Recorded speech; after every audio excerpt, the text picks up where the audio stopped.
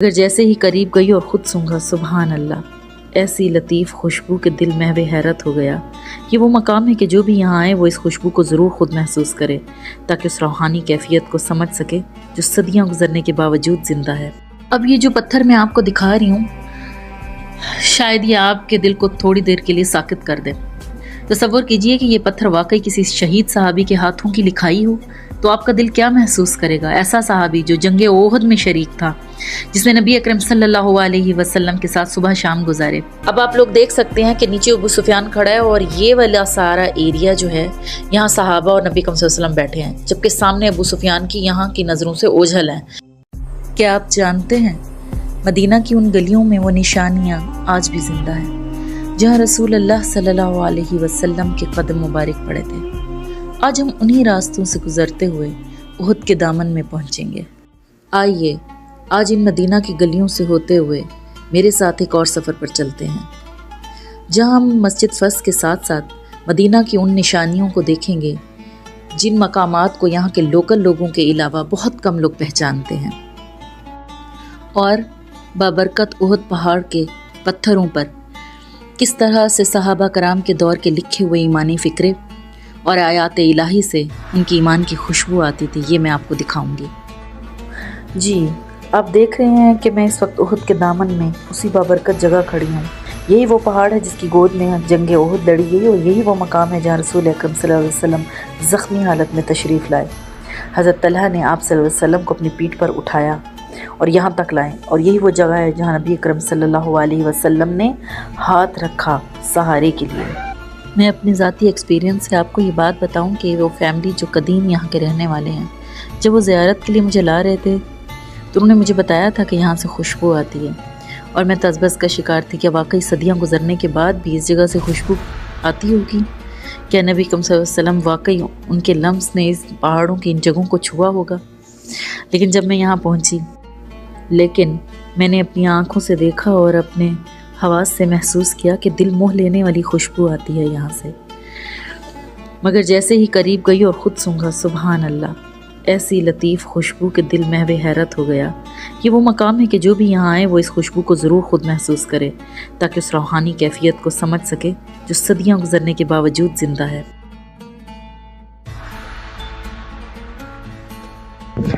माशाअल्लाह तबारकल्लाह, ये देखें, बहुत प्यारी खुशबू है, बहुत अच्छी जगह है। ये देखें माशाअल्लाह, इतनी अच्छी खुशबू आ रही है। ये वो जगह है जहाँ उन्होंने पनाह ली, जहाँ पे वो कुफार से छुपे थे। सुभान अल्लाह, आज भी इतनी सदियों के बाद भी हमारे प्यारे आका सल्लल्लाहु अलैहि वसल्लम जहाँ थोड़ा सा मस हुआ उनका जिस्म, और वहाँ पे खुशबू माशाअल्लाह फूट रही है, आज तक फूट रही है, सदियाँ गुजर गई। सुभान अल्लाह, सुभान अल्लाह। ये कहते हैं कि थोड़ा सर की जगह बनी हुई है, और ये थोड़ी सी बस ये गौरनुमा जगह है जहाँ उन्होंने बना ली। बहुत प्यारी खुशबू है, वाकई खुशबू आ रही है। जी, ये मैंने अपना छोटा सा क्लिप रिकॉर्ड करके इसमें ऐड कर दिया है। ये मेरी उस वक्त की फीलिंग्स थी जब मैंने खुशबू महसूस की। अच्छा, मैं आपको ये बताना चाह रही हूँ कि ये कुछ अर्सा पहले यहाँ के हेरिटेज कल्चर अथॉरिटी के तहत ये बंद कर दिया गया था, सील हो गई थी, ये जगह बंद कर दी थी। ये सफ़ेद चूना आप लोगों को नज़र आ रहा है, ये इस गार के सिरे से लेकर साइडों तक ये इसको बंद कर दिया गया था। कुछ अर्सा पहले ही इसको खोला गया है। उहद पहाड़ के बारे में नबी अकरम सल्लल्लाहु अलैहि वसल्लम ने फरमाया, अहदुन जबलुन युहिब्बुना व नुहिब्बुहु फ़इज़ा जिअतुमूहु फ़कुलू मिन शजरिही वलौ मिन अदाहु। उहद एक ऐसा पहाड़ है जो हमसे मोहब्बत करता है और हम इससे मोहब्बत करते हैं। बस जब तुम इसके पास से गुजरो तो इसकी जड़ी बूटियों में से कुछ खा लिया करो, चाहे वो कांटेदार ही क्यों ना हो। यहाँ से हमें इस बाबरकत पहाड़ की अजमत का पता चलता है। अच्छा, अब ज़रा इसी के चंद कदम आगे ये आपको जो शेड नज़र आ रहा है, ये मस्जिद अल फस है, और ये उसका बोर्ड लगा हुआ है जिसमें बताया गया है कि ये मस्जिद फस जो है ये शेब अल जरार के वादी में मौजूद है। इसी के सामने मैं आपको शेख अल महरास भी दिखाती हूँ। अच्छा, शेब अल जरार की मायनी है, शेब बेसिकली अरबी लफ्ज़ है जिसके मायनी पहाड़ों के दरमियान गुजरगाह या घाटी है, और अल जरार की मायनी है खींचने वाली चीज़ या जिससे खींचा जाए। और क्योंकि यहाँ मट्टी और पत्थरों का बहाव या बारिश के पानी का खिंचाव होता था, इसीलिए शायद इस घाटी का नाम यही है, शेब अल जरार। जी, इसी मस्जिद में नबी अकरम सल्लल्लाहु अलैहि वसल्लम ने ज़ोहर और असर की नमाज़ को इकट्ठे पढ़ाया।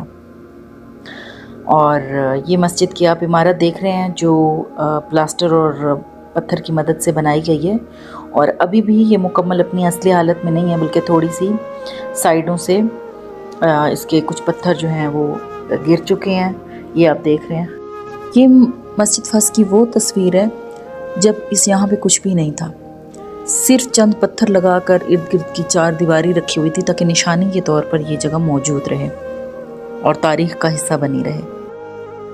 ये मस्जिद मुस्ततिल शक्ल में बनाई गई है और इस मस्जिद के अंदर ज़्यादातर काले पत्थरों का इस्तेमाल हुआ है जो आपको नज़र आ रहा है, और इसकी जो दीवार है वो भी साइडों पे थोड़ी कम है, नीचे की तरफ है। फ्रंट की जो इसकी दीवार है वो फिर मुकम्मल है। इस मेहराब ये जो बना हुआ है इसके बारे में कहा जाता है नबी अकरम सल्लल्लाहु अलैहि वसल्लम ने यहाँ पर बैठकर उन्होंने नमाज़ पढ़ी, और यहाँ पे नमाज़ पढ़ने की एक ख़ास जो बात थी वो ये थी कि सहाबा कराम और नबी अकरम सल्लल्लाहु अलैहि वसल्लम जैसे कि शहीद थे, उनके दंदान मुबारक भी शहीद थे, चेहरे पे भी उन्हें तकलीफ़ हो रही थी, तो नबी अकरम सल्लल्लाहु अलैहि वसल्लम ने यहाँ बैठ कर नमाज़ पढ़ाई। और ये जो मेहराब आपको नज़र आ रहा है इसी जगह पर बैठे थे, इसी वजह से लोग यहाँ आते हैं तो फिर इसे चूमते भी हैं और इसकी बरकत को हासिल करते हैं। तो इसकी ख़ास बात यही थी कि यहाँ पर सहाबा करम समेत नबी अकरम सल्लल्लाहु अलैहि वसल्लम ने क़याम नहीं फरमाया। जब सहाबा कराम ज़ख्मी हालत में नबी अकरम सल्लल्लाहु अलैहि वसल्लम की फ़िक्र में उनके करीब आए तो नबी अकरम सल्लल्लाहु अलैहि वसल्लम को जो ज़ख्मों की वजह से तकलीफ़ हो रही थी वो सहाबा कराम के इस कदर नज़दीकी की वजह से अनकम्फर्टेबल थे। इसी जगह पर सूरह मुजादला की वो आयात नाजिल हुई हैं, फ़इज़ा क़ील लकुम तफ़स्सहू फ़िल मजालिसी फ़फ़्सहू यफ़्सहिल्लाहु लकुम।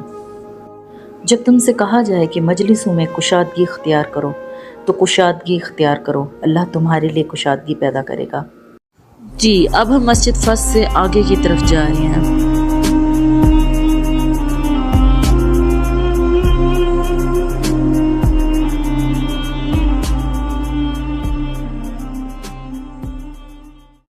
ये सामने सारे का सारा जो है ये पूरा उहद पहाड़ है।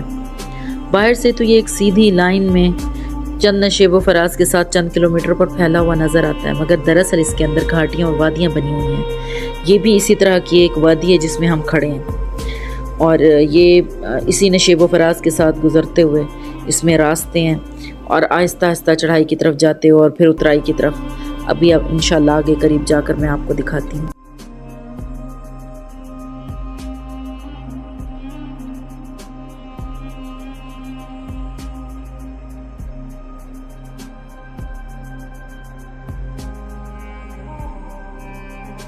जी, अब हम जिस रास्ते पर जा रहे हैं ये वो मकामात हैं जहां इस्लाम की इब्तदाई दौर के कुछ नकूश, जैसा कि सामने बोर्ड पर आपको नज़र भी आए, पत्थरों में महफूज हैं।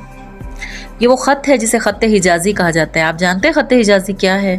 ये इस्लाम का इब्तदाई दौर में जो ख़त इस्तेमाल होता था ये वो ही है। कुरान मजीद के अवाइल नुस्खों में भी इस्तेमाल होता था। मुअर्रिखीन लिखते हैं मुमकिन है इनमें से कुछ तहरीरें सहाबा कराम के हाथों की हों।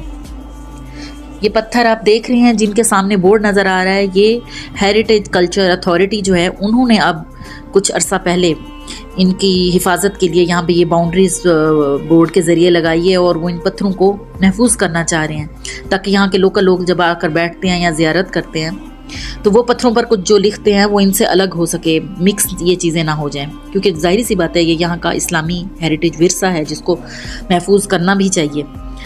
मदीना के अतराफ़ में मिले हैं ये सारे, और ये पहाड़ ओहद के कुछ टुकड़े हैं जिनके ऊपर ये लिखे हुए थे, और इस तरह की काफ़ी इबारतें जो हैं वो कन्नदा हैं। सऊदी गज़ट और लाइफ साइंसेस जैसी साइंस तारीख़ी वेबसाइट्स पर भी इसकी तफसील शाये हुई हैं। अब ये जो पत्थर मैं आपको दिखा रही हूँ शायद ये आपके दिल को थोड़ी देर के लिए साकित कर दे। तसव्वुर कीजिए कि ये पत्थर वाकई किसी शहीद सहाबी के हाथों की लिखाई हो तो आपका दिल क्या महसूस करेगा। ऐसा सहाबी जो जंगे ओहद में शरीक था, जिसने नबी अकरम सल्लल्लाहु अलैहि वसल्लम के साथ सुबह शाम गुजारे और उनकी क़यादत में जंगें लड़ी। अगर आप यहाँ आएँ और अपनी आंखों से ये इबारत देखें तो बताइएगा कि आपको कैसा लगेगा, क्योंकि मैं ये तजर्बा कर चुकी हूँ। जब मैंने पहली बार इसे देखा तो थोड़ी देर के लिए मैं बिल्कुल साकित हो गई। मैं हैरान हो रही थी और सोच रही थी ये तहरीर हज़रत हंजला जैसे शहीद की हो सकती है। क्या आप महसूस नहीं करते कि इस पत्थर से ईमान की खुशबू आती है? वही तकवा, वही खशियत इलाही जो सहाबा कराम के ईमान का हिस्सा थी। इस पत्थर पर लिखे ये अल्फाज, बिस्मिका रब्बिना अना हंजला बिन अब्द उम्रो उदऊका इलत्तक़िल्लाह, तेरे नाम से आए हमारे रब, मैं हंजला बिन अब्द उम्र हूँ, मैं आप लोगों को अल्लाह से तकवा इख्तियार करने की तलकीन करता हूँ। देखा आपने, क्या महसूस किया कि इस पत्थर से भी ईमान की खुशबू आ रही है, जिसके साथ ये अजीम सहाबा कराम अपनी सुबह शाम अपनी पूरी ज़िंदगी अपने सफ़र किया करते थे। ये लिखे हुए चंद लफ्ज़ों की तहरीर नहीं, ये ईमान का पैगाम है जो सदियों बाद भी हम तक पहुँच रहा है और दिल गवाही देता है कि ये कोई आम पत्थर नहीं। बताया जाता है, और ये सऊदी गज़ट और लाइफ साइंसेस जैसे पेजेस पे भी अपलोड है, बताया जाता है कि ये ताइफ से लेकर मदीना के एतराफ़ में कहीं मिला है, वल्लाहु आलम। लेकिन दिल गवाही देता है कि ये पत्थर कोई आम पत्थर नहीं। आपने एक जगह देखा होगा कि काले मार्कर से भी पत्थरों पर लिखा हुआ था, लेकिन ये जो कंदा हैं लफ्ज़, इनकी बात है। और ये जगह जगह आप देख रहे हैं मुख्तलिफ पत्थरों के ऊपर लिखा हुआ है। बहुत सारी इबारतें हैं जो कुछ अरबी में, कुछ फ़िक्रे हैं, कुछ आयात भी हैं, कुछ अल्लाह के नाम हैं, कुछ सहाबा के नाम हैं। ये मुख्तलिफ पत्थर हैं, उनके टुकड़े हैं, ये ओहद पहाड़ के पत्थरों के टुकड़े हैं, उनके ऊपर ये कंधा है। अच्छा जी, आगे अब हम चल रहे हैं हमारी लास्ट ज़ियारत की तरफ। ये तकरीबन मिलती जुलती एक ही हिस्से की हैं, लेकिन मुख्तलिफ जगहों पर हैं। जैसे थोड़ा और आगे मैंने बताया ना, वादियों और घाटियों की तरफ जहाँ लोग नहीं जानते। अब आपको मैं ये पूरा एरिया दिखा रही हूँ। ये एक और घाटी है, थोड़ा आगे आज इसके भी चारों तरफ ही आपको ओहद पहाड़ नज़र आ रहा है, और बीच में किस तरह से सुबहान अल्लाह रास्ते बने हुए हैं। अब ये जंगली आपको छोटे छोटे जो दरख्त हैं ये भी नज़र आ रही हैं, जैसे नबी सल्लल्लाहु अलैहि वसल्लम ने कहा था यहाँ से लेकर कुछ खा लिया करो, ये भी बरकत के लिए। ये पोर्शन हमारा यहाँ पे ख़त्म हो रहा है इसी रोड के ऊपर। अब हम आगे की तरफ जा रहे हैं, यही कच्ची रोड। जब हम आगे की तरफ जाएंगे तो फिर वो मैं आपको बताऊंगी कि वो घोड़े कहाँ तक अबू सुफियान लेकर आया था अपनी फ़ौज को, जब नबी सल्लल्लाहु अलैहि वसल्लम उस पहाड़ के ऊपर साइड में हो गए थे। अब ये मैं आपको वो जगह दिखाने लगी हूँ। ये हम जा रहे हैं उसी तरफ। इस वीडियो में मैं आपको 3 ज़ियारतें करा चुकी हूँ, मस्जिद फस, खुशबू वाली जगह, और वो सहाबा कराम के दौर के जो नकूश वाले पत्थर हैं। ये 2 जगह बहुत कम लोग जानते हैं। मस्जिद फस के बारे में फिर कुछ लोगों को मालूम है, लेकिन ये 2 जगह बहुत कम लोग जानते हैं। लेकिन अब जिस जगह पर मैं आपको लेकर जा रही हूँ, अबू सुफियान वाली जगह जहाँ वो फ़ौज लेकर आया था, इसके बारे में तो यहाँ की फैमिली जिसने मुझे मुतारिफ़ कराया है, उन्होंने भी बताया, और मुझे भी इस चीज़ का अंदाज़ा है कि, और मैंने कुछ सर्च भी किए हैं जगह, मुझे इस जगह की ना तो कोई वीडियो मिली है, ना ही कोई पिक्चर मिली है। और आप लोग प्रैक्टिकली सोचें कि अगर इमेजिन किया जाए जंग का मैदान, और फिर सहाबा कराम जैसे पीछे हटे थे, और जिस तरह इस पहाड़ ओहद में यहाँ तक नकूश मिले हैं, और उनका आराम से यहाँ से गुजरगाहें थी, और वो पीछे हटे हैं जंग में, तो प्रैक्टिकली ये बात समझ आती है कि ऐसा नहीं है कि सामने मैदान में चंद कदम पीछे हटे हैं। चंद कदम पीछे हटने का मतलब होता है पैंतरा बदलने के लिए, या जंग में कोई हिकमत अमली इख्तियार करने के लिए, या दुश्मन की नज़र से थोड़ी देर के लिए ओझल होने के लिए। तो आपको ये बात वाज़ेह समझ आएगी किस तरह इन घाटियों में गुजर के यहाँ तक नबी सल्लल्लाहु अलैहि वसल्लम और सहाबा कराम आए होंगे, और अबू सुफियान जब पीछा करते यहाँ तक आया। और ये वाज़ेह है कि नबी सल्लल्लाहु अलैहि वसल्लम एक ऊंची जगह पर चढ़ कर गए थे। यहाँ से भी ये बात प्रैक्टिकली समझ आती है कि शायद यही वो जगह है, ऊंची जगह पर चढ़ कर गए थे, और नबी सल्लल्लाहु अलैहि वसल्लम पोशीदा हैं उसकी नज़रों से, और वो पूछ रहा है कि क्या मोहम्मद जिंदा है, वो वाली बात। तो अब आपको मैं ये सारी जगह दिखाती हूँ, तो आपको आराम से इस चीज़ की समझ आ जाएगी कि शायद दिल भी इस बात पर यकीन करता है कि शायद ये वही जगह है। जी, इस मकाम तक हम लोग पहुँच चुके हैं। इसी लाइन में आगे जाते हुए मैं पहाड़ के ऊपर आ गई और यहाँ से वीडियो शूट कर रही हूँ। अब आप लोग देख सकते हैं कि नीचे अबू सुफियान खड़ा है, और ये वाला सारा एरिया जो है, यहाँ सहाबा और नबी सल्लल्लाहु अलैहि वसल्लम बैठे हैं, जबकि सामने अबू सुफियान की यहाँ की नज़रों से ओझल हैं। यहाँ से अबू सुफियान ने पुकार कर सवाल किया, अफिल कौमी मोहम्मद, क्या मोहम्मद तुम में मौजूद है? रसूलुल्लाह सल्लल्लाहु अलैहि वसल्लम ने सहाबा कराम को मना फरमाया कि जवाब न देना। फिर अबू सुफियान ने कहा, अफिल कौमी इब्न अबी कुहाफा, यानी हज़रत अबू बकर रज़ी अल्लाहु अन्हु कहाँ हैं? और फिर अफिल कौमी इब्नुल खत्ताब, यानी हज़रत उमर कहाँ हैं? जब जवाब ना मिला तो उसने कहा, अम्मा हाउलाई फ़क़त कुतिलु, लगता है ये सब मारे गए। इस पर हज़रत उमर रज़ी अल्लाहु अन्हु ज़ब्त ना कर सके और बोल उठे, अंता अकज़ब मिनका या अदुव्वल्लाह, ए अल्लाह के दुश्मन, तू झूठ बोलता है, ये सब जिंदा हैं और अल्लाह इनको बाकी रखेगा। फिर अबू सुफियान ने तकब्बुर से कहा, आलुन हब्ल, यानी हमारे माबूद हब्ल की बड़ाई हो। रसूलुल्लाह सल्लल्लाहु अलैहि वसल्लम ने फरमाया, अजीबूहु, इसको जवाब दो। साहबा ने कहा, अल्लाह आला व अजल, अल्लाह सबसे बुलंद और सबसे बढ़तर है। जी, ये मदीना की वो छुपी हुई ज़ियारत थी जंग ओहद से रिलेटेड, जिसके इस पिन पॉइंट मकाम को बहुत कम कदीम लोग जानते हैं। बहरहाल यकीन के बावजूद भी हमेशा यही कहना चाहिए, वल्लाहु आलम, अल्लाह ही हर चीज़ को खूब जानने वाला है। जी, ये थी मदीना मुनव्वरा की छुपी हुई ज़ियारतों की एक छोटी सी झलक। जबल ओहद, खुशबू वाले पत्थर, मस्जिद अल-फस, पत्थरों पर नकूश और अबू सुफियान वाला मकाम, ये सब वो मकामात हैं जो हमें तारीख़ और ईमान का कीमती सबक देते हैं। ये जगह ना सिर्फ तारीख़ी अहमियत रखती हैं बल्कि रूहानी तौर पर हमें अल्लाह के करीब लाती हैं। सऊदी हेरिटेज अथॉरिटी ने इन पत्थरों और मकामात की हिफाजत की है ताकि आइंदा नस्लें भी इनकी तारीख़ी लम्हात को देख सकें। अगर आप मज़ीद मदीना मुनव्वरा की छुपी हुई ज़ियारतें देखना चाहते हैं तो कमेंट्स में ज़रूर बताएं और इंशाअल्लाह मुलाकात होगी एक और प्यारे से मकाम पर। दुआओं में याद रखिएगा। अल्लाह हाफिज़।